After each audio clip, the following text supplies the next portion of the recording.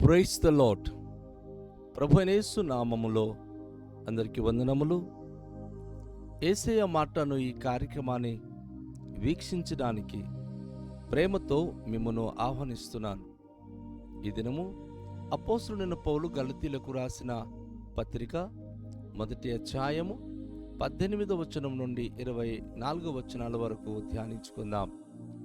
అటు పైన 3 సంవత్సరములైన తర్వాత కేఫను పరిచయము చేసుకునవలెనని యెరూషలేమునకు వచ్చి అతనితో కూడా 15 దినములుంటిని.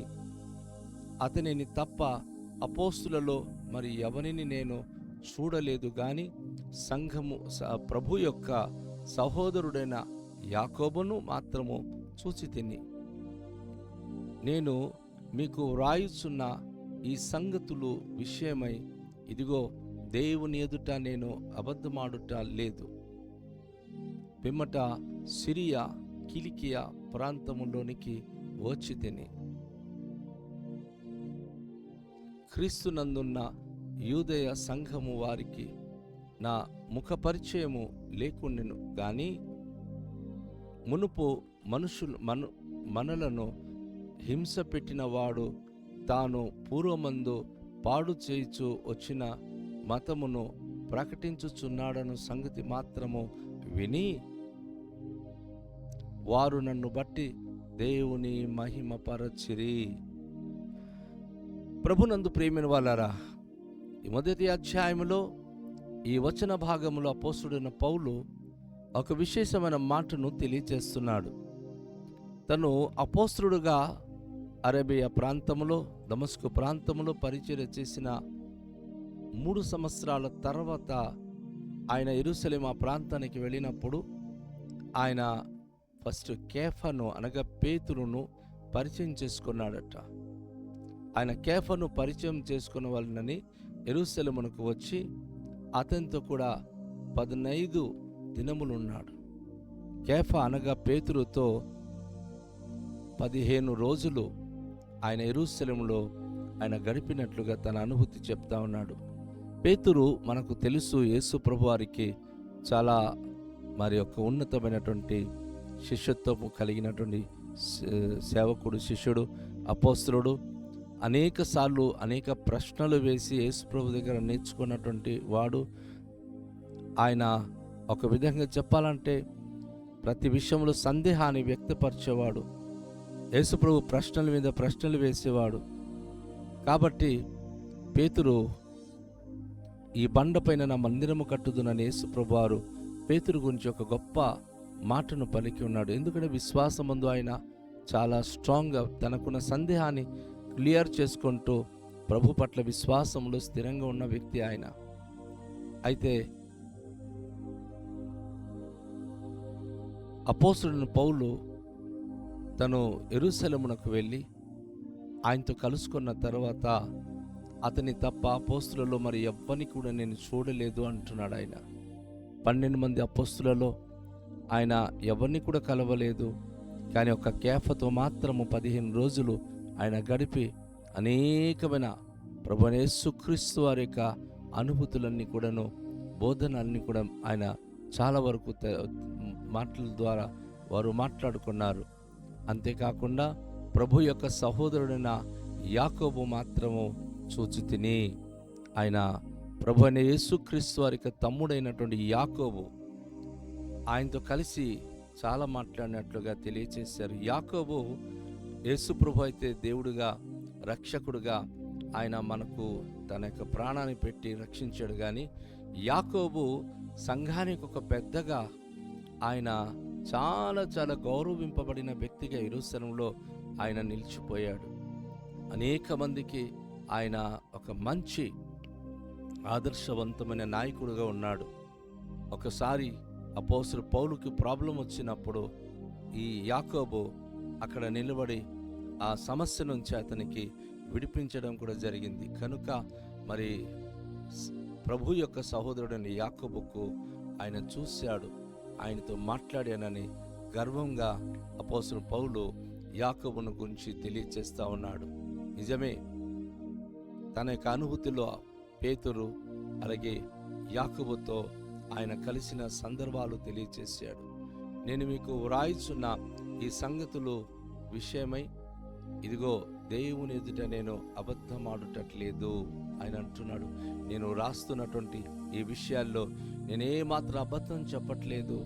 దేవుని ఎదుట ఏదైతే నా జీవితంలో అనుభవించానో ఆ విషయమై సత్యమే మీతో మాట్లాడుతున్నాను. పిమ్మట సిరియా కిలికియా ప్రాంతంలోనికి వచ్చి తిని ఈ సిరియా కిలికియా ప్రాంతానికి వెళ్ళి అక్కడ సువార్త ప్రకటించానని చెప్పి గలతీ సంఘానికి ఉత్తరాన్ని రాస్తున్నాడు. క్రీస్తునందున్న యూదా సంఘముల వారికిని నా ముఖ పరిచయం లేకుండెను గాని ఎక్కడైతే యూదా సంఘము వాళ్ళు ఉన్నారో వారికి నా ముఖ పరిచయం లేదు, వారు నన్ను ఎవరు చూడలేదు. కానీ అలాంటి ముఖ పరిచయం లేకుండాను గాని మునుపు మనలను హింస పెట్టినవాడు ఈ కిలికియా ఈ ప్రాంతానికి వచ్చినటువంటి ఆయన తను దేవుని యొక్క వాక్యము చెప్తూ ఆ ప్రాంతంలో తిరిగినప్పుడు చాలామంది ఈ కిలికియా ఆ ప్రాంతంలో ఉన్నటువంటి సిరియా ప్రాంతంలో ఉన్నటువంటి వారు ఈ అపోస్తలుడైన పౌలు బోధించే బోధలను విన్నప్పుడు వారందరూ కూడాను ఆశ్చర్యమైపోతున్నారు. ఎందుకంటే ఒకప్పుడు అపోస్తలుడైన పౌలు సౌలుగా ఉన్నప్పుడు సంఘాలను హింసించి సంఘాలకు చాలా బాధ పెట్టినటువంటి వ్యక్తి అయినా, సంఘాలకు అనేక మంది ప్రజలకు ఇబ్బందులు పెట్టిన వ్యక్తి. అందుకే వాళ్ళు ఏమంటున్నారంటే మరి దేవుని యొక్క సన్నిధిలో మునుపు సంఘాలను హింస పెట్టినటువంటి వ్యక్తి అయినా అని చెప్పి ఆయనను గురించి వారు చూస్తూ ఉన్నారు.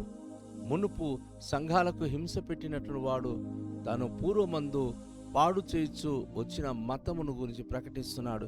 ఏ మతానికైతే ఆయన పాడు చేస్తూ, ఏ ప్రజలకైతే ఆయన ఇబ్బందులు పెడుతూ హింసించాడో ఇప్పుడు ఆ మతం గురించి ఆయన ప్రకటిస్తున్నాడు. ఈ యేసు ప్రభు గురించి ఆయన దూషించి యేసు పేరిట ప్రార్థించే వరకు ఆయన హతమార్చి ఇబ్బందులు పెట్టి హింసించాడో ఇప్పుడు ఆ యేసు ప్రభు గురించే ఆయన బోధిస్తున్నాడు. ఇది ఎంత ఆశ్చర్యం కదా అని చెప్పి చాలామంది ఆ ప్రాంతంలో ఉన్నవారు, కిలికియా ప్రాంతంలో సిరియా ప్రాంతంలో ఆయా ప్రదేశాలు ఉన్నటువంటి వారు ఆశ్చర్యపడుతూ ఆయన చెప్పే సంగతులు వింటున్నారు. ఇది ఏంటిది విచిత్రం, ఈ మనిషి కదా అప్పట్లో హింసించేవారు, కానీ ఇప్పుడు ఆ మనిషి వచ్చేసి యేసే దేవుడని బోధిస్తున్నాడేంటి, యేసు ప్రభు కాడని చెప్పి బోధించిన అయినా ఇప్పుడు యేసు ప్రభు దేవుడని బోధిస్తున్నాడేంటి అని చాలా విచిత్రంగా తన బోధకు వారు చూసి ఆశ్చర్యపడుతున్నారు. నిజమే కదా అండి. దేవుడు కొన్నిసార్లు ఎవరైతే మనకు వ్యతిరేకంగా మాట్లాడుతూ ఉంటారో ఆ వ్యతిరేకంగా మాట్లాడిన వారికి ఆయన మన పక్షపు వర్గం మార్చినప్పుడు అది విచిత్రంగా ఉంటుంది. నా ప్రియ సహోదరి, నా సహోదరుడా, మీ కుటుంబంలో దేవుని అంగీకరించని వారు ఉన్నారా? యేసుప్రభు అంటే ఇష్టపడని వారు ఉన్నారా? యేసుప్రభు బోధ అంటే ఏమాత్రం కూడా వారికి ఇష్టం లేదా? వారు భిన్నమైనటువంటి ఆలోచన కలిగి ఉన్నారా? అయితే ఖచ్చితంగా దేవుడు వారితో మాట్లాడబోతున్నాడు, వారిని మార్చబోతున్నాడు. ఇదిగో ఈ ప్రాంతంలో కిలికియా సిరియా ప్రాంతంలో ఉన్నటువంటి వారు ఈ అపోస్తలుడు పౌలును చూశారు. చూసి ఒకప్పుడు హింస పెట్టినవాడు, ఒకప్పుడు దూషించినవాడు, ఒకప్పుడు దేవుడంటే గిట్టని వాడు ఇప్పుడు ఆ దేవుని గురించి బోధిస్తున్నాడు. ఆ దేవునికి సువార్తకుడిగా వచ్చి ఉన్నాడు. ఎంత ఆశ్చర్యంగా ఉంది అని చెప్పి వారు అనేక విధాలుగా పౌలు గురించి ఆశ్చర్యపడుతున్నారు. నిజమే, పౌలుకు ఇవ్వబడిన పరిచర్య, పౌలు చేస్తున్న సువార్త మనుషుల వలన కలిగింది కాదు కదా. యేసు ప్రభువారు అన్యజనాంగానికి అపోస్తలుడు పౌలును ఒక వెలుగుగా ఉంచుతానన్నాడు.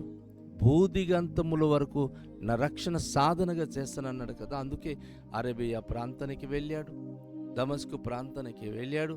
ఇప్పుడేమో మరలా కొన్ని ప్రదేశానికి వెళ్ళి ఆయన ఆ ప్రదేశం అందంతటా కూడాను ఆయన బోధిస్తున్నప్పుడు తను ఆ వాక్య భాగం ద్వారా ఆయన ఏమంటున్నాడు అంటే, ఏ ప్రాంతానికి ఆ కిలికియా ప్రాంతానికి వచ్చారో చూడండి, సిరియా కిలికియా ఆ ప్రాంతానికి వచ్చినప్పుడు ఆ ప్రాంత ప్రజలు ఒకప్పుడు ఈయనకి చూస్తే, ఈయన చేసిన పరిచర్య చూస్తే భయక్రాంతులు అయిపోయేవారు. ఎందుకంటే ఎవరిని విడిచిపెట్టక చాలా హింసించి బాధించే వ్యక్తి కదా ఈయన.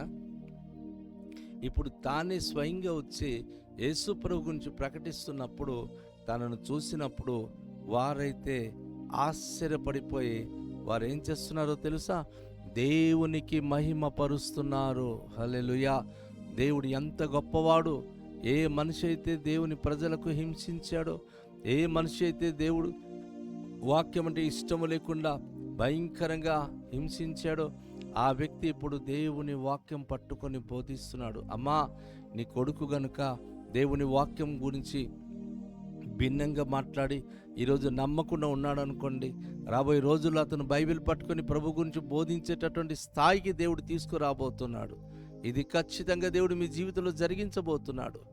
సహోదరి, నీ భర్త గనక దేవునికి వ్యతిరేకంగా, ప్రార్థనకు వ్యతిరేకంగా ఉన్నాడా? ఖచ్చితంగా ప్రార్థన చేయి. అపోస్తలుడు పౌలు ఏ విధంగా అయితే సౌలుగా ఉన్నటువంటి వ్యక్తి పౌలుగా మారిపోయి ఆయన సత్య సువార్త ప్రకటిస్తున్నాడు. హింసకుడుగా, దూషకుడుగా ఉన్న ఆయన, హానికరుడుగా ఉన్న ఆయన సత్య సువార్తికుడుగా మారిపోయాడు. జనాలు చూసి దేవుని మహిమపరుస్తున్నారు, జనాలు చూసి దేవునికి ఘనపరుస్తున్నారు. అవును, అట్టి అద్భుత భాగ్యం, అట్టి అద్భుత కృప దేవుడు మన జీవితానికి అనుగ్రహించి, మన కుటుంబాలలో కూడా, మన బంధువులలో కూడా మార్పు లేని ప్రతి ఒక్కరూ మారు మనసు పొంది, మార్పు పొంది దేవుని రక్షణ అనుభూతులోనికి వచ్చినట్లుగా దేవుడు సహాయం చేయునుగాక. తలనుంచుకొని ప్రార్థన చేద్దాం. మికిలి దయగల పరలోకపు తండ్రి, మీ పరిశుద్ధ నామమునకి స్తోత్రాలు. విన్న వాక్య ప్రకారంగా అపోస్తలుడు పౌలు తను చేసిన పరిచర్య మూలముగా అనేక ప్రాంత ప్రజలు మిమ్మును మహిమపరుస్తూ వచ్చి ఉన్నారు. పరిశుద్ధుడా, మీకే ఘనత, మీకే మహిమ, మీకే ప్రభావములు చెల్లించుకొనుచున్నాం. మీ కృపతో బలపరిచి నడిపించండి. మీ సన్నిధి, మీ ప్రసన్నత అనుగ్రహించండి. ప్రభువానైన మీ సత్య సువార్త ప్రకటించే వ్యక్తులుగా, మార్పు లేని ప్రతి ఒక్కరికి మార్పు కలిగించే రీతిగా ఈరోజు మా జీవితాలు ఉండేటట్లుగా కృపద ఇచ్చేయమని, ప్రభువా, విన్న వాక్య ప్రకారంగా ఎవరి గృహాల్లో అయితే మార్పు లేని సహోదరి సహోదరులు బిడ్డలు ఉన్నారో ప్రభువా, అట్టి వారందరికీ మార్పు కలిగించి సౌలు పౌలుగా మారిన రీతిగా వారి కుటుంబాలలో ప్రభువా అనేక మంది పౌలులు లేచి మీ పరిచర్యకై ప్రభు ముందుకొచ్చేటట్లుగా అద్భుత కార్యములు జరిగించుమని, ఈ వాక్యం వింటున్న ప్రతి ప్రియ కుటుంబాలకు పేరు పేరున దీపించుమని యేసు నామములో ప్రార్థిస్తున్నాము తండ్రి. ఆమేన్. అందరికీ షాలోం. ప్రభు మనను దీవించునుగాక.